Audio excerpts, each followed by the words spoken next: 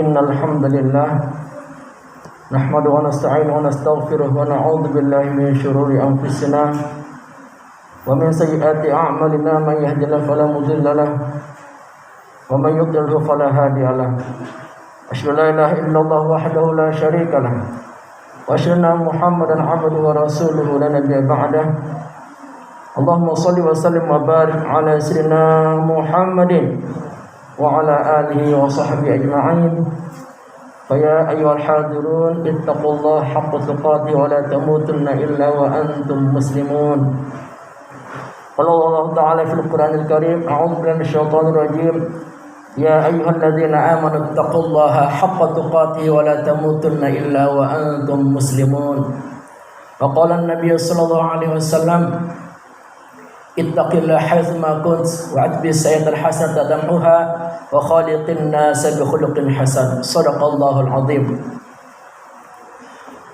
اللهم أصلح أمة محمد صلى الله عليه وسلم وفرج عن أمة محمد صلى الله عليه وسلم وارحم أمة محمد صلى الله عليه وسلم وانشر فضلنا وضلة في العالمين بحق محمد صلى الله عليه وسلم.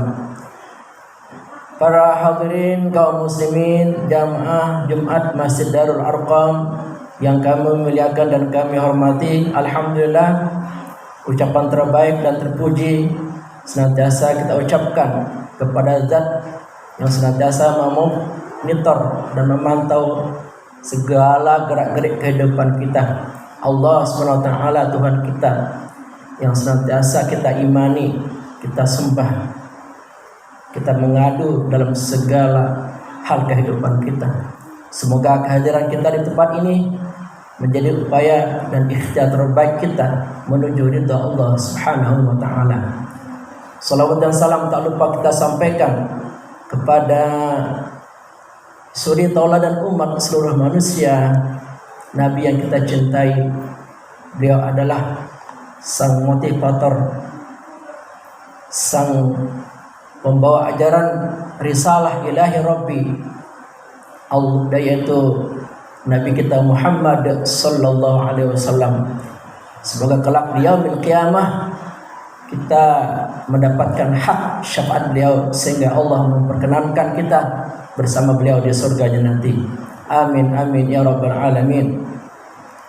Sebagaimana biasa khatib mengawali khutbah singkat, pada kesempatan ini khatib mengajak dan berwasiat kepada seluruh jamaah Masjid Darul Arqam. Tidak bosan-bosannya khatib mengingatkan, mari kita sama-sama meningkatkan kadar keimanan dan ketakwaan kita, karena dua bekal inilah bekal terbaik untuk menjadikan diri kita menjadi hamba-hamba yang mendapatkan keselamatan dan kebahagiaan lahir batin dunia dan akhirat. Tentu dengan istiqamah melaksanakan semua perintahnya dan menjauhi semua larangannya. Selektiflah wahai saudara dalam bergaul pada sesama, hati-hati dan waspada, jangan sampai kita celaka. Semua kita sebagai manusia tentu memiliki suatu pergaulan. Pergaulan ini sangat menentukan kemana arah hidup kita. Biasanya semakin tinggi level pergaulan kita, maka pemahaman kita, pengalaman kita terhadap segala sesuatu pun akan meningkat adanya. Tentu kita sebagai umat Rasulullah SAW boleh saja kita bergaul tanpa kita batasi. Tentu pergaulan yang mengandung arti dan berfaedah bagi peningkatan kualitas spiritual kita, keimanan kita, dan akhlak kita kepada sesama manusia. Karena bila kita salah dalam bergaul, maka akan berakibat fatal, akan hancurlah diri kita dan masa depan kita. Dalam bergaul, batasi diri. Jangan sembarang di dunia ini berakibat terpengaruh nanti pada sikap yang tidak islami. Kita walaupun memiliki kehebatan-kehebatan dalam berbagai bidang, tentu kita memiliki pergaulan-pergaulan yang luar biasa. Maka untuk kehati-hatian kita tetap membatasi diri. Karena bisa jadi ketika kita tidak bisa membatasi diri, terjadi lepas kontrol sehingga menyebabkan kita kehilangan prinsip kebenaran, kebaikan, akhlak mulia yang selama ini kita pegang.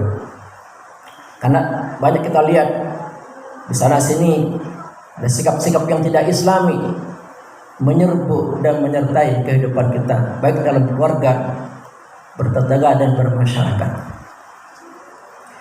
Apalagi sekarang ini banyak ajaran yang menyalahi, menyimpang di sana sini dalam akidah dan budi pekerti.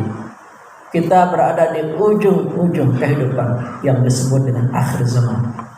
Jangan berharap bahwa kehidupan akhir zaman ini semakin membaik, karena tingkat kejahatan manusia demikian tinggi, tingkat kebrutalan hidup manusia demikian tinggi, sehingga amat sangat sulit untuk memperbaiki keadaan. Terutama yang banyak kita saksikan adalah penyimpangan dalam bidang akidah. Terjadinya ajaran-ajaran yang menyimpang dan menyalahi akidah yang lurus.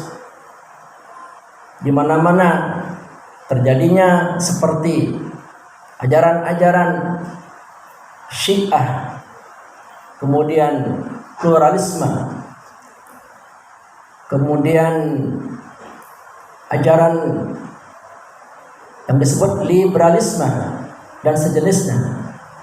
Semua ini terlihat nyata dalam tengah kehidupan kita. Kalau kita tidak membentengi diri kita dengan tauhid yang benar, dengan ma'rifat yang benar, maka tidak kemungkinan kita pun di tengah jalan akan mengalami nasib yang sama, yaitu mengikuti ajaran penyimpangan yang salah. Demikian juga penyimpangan dalam hal budi pekerti. Sekarang ini banyak sekali kita melihat akhlak begitu rusak dalam semua level, dari tingkat atas sampai tingkat bawah, dari kalangan pejabat negara bahkan sampai rakyat biasa. Maka semua ini menyebabkan kita berpikir kita mesti bersiap-siap untuk menghadapi segala keadaan-keadaan, segala keburukan-keburukan akibat akhlak-akhlak yang tidak terpuji. Merajalelanya hal-hal yang tidak terpuji ini disebabkan karena manusianya yang hanya berkutat pada kehidupan nikmat dunia yang sesaat. Na'udzubillahi min dzalik. Perzinahan merajalela, narkoba sudah menggila. Orang-orang pentingkan dunia, lupa pada ajaran agama. Dua hal inilah yang tidak ada habis-habisnya menyerbu umat manusia di seluruh dunia, termasuk di negara kita. Perzinahan, perselingkuhan seakan-akan tidak habis. Setiap hari kita melihat dan menyaksikan. Apalagi narkoba, ini pun penyakit yang sulit sekali untuk dihilangkan dan dimusnahkan. Padahal negara kita sudah berupaya dengan semaksimal mungkin untuk menertibkan perilaku perzinahan dan memberantas narkoba ini, tetapi rupa-rupanya sampai sekarang belum tuntas adanya.